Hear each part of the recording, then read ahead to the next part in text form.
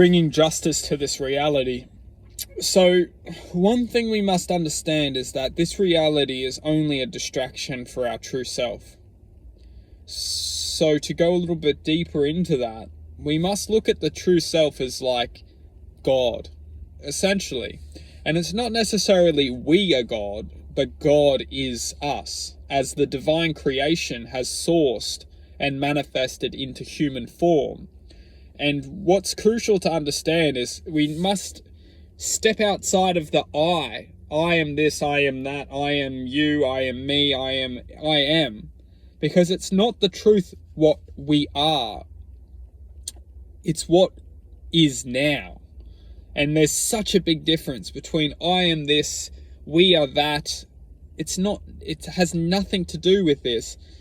And you can very much see within the factor of people's attachment to who they are and what they think and all this. It's such a dense speed of existence, because it doesn't just stop there. It just continues to categorize itself into expressions of existence.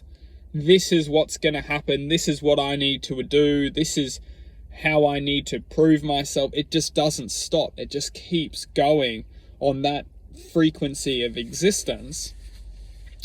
And this is why when we step outside of the I am and actually align ourselves with what is truth, what is existence, what is presence, this kind of thinking, we step outside of the I am and we start to develop into what is truth, what is existence, what is just starting to ask these questions.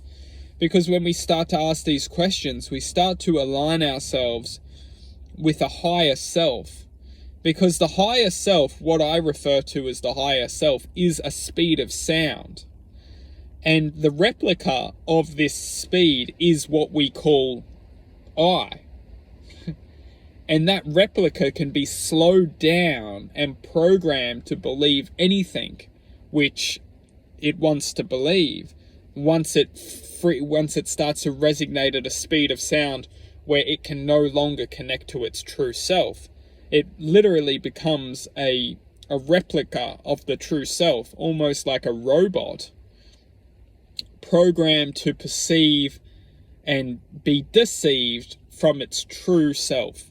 And the true self is a speed of sound. That speed of sound has been created from source, and the source is what we can refer to as existence itself. So what's so crucial to understand, if we do want to connect to source, or we do want to connect to the true self, is comprehending to step outside of what we think we know and connect back into what is already known. And what is known is nothing what we think is known within this reality, because what this reality wants us to believe is to believe that we already know everything. Because if we already know everything, why question anything? And it's so relevant, because the people who do question are considered insane and considered barbaric to the norms of society. Yet all we need to know and understand is that we don't know, and what we don't know is truth. Because truth itself is almost like encast within knowledge. And knowledge is very much different to the knowledge of which is taught within this reality, which is taught in school. Knowledge comes instinctual truth, instinctual knowledge. It's all programmed within us already. We are the essence of the script. We have the script within inside of ourselves. All we need to do is detach from what we think we know and what we're programmed to believe, step back into our true self, and we will understand that everything is already known. Everything is already revealed. We're just entered into a trance. When we came into this reality, we've been programmed, entered in a trance of distraction.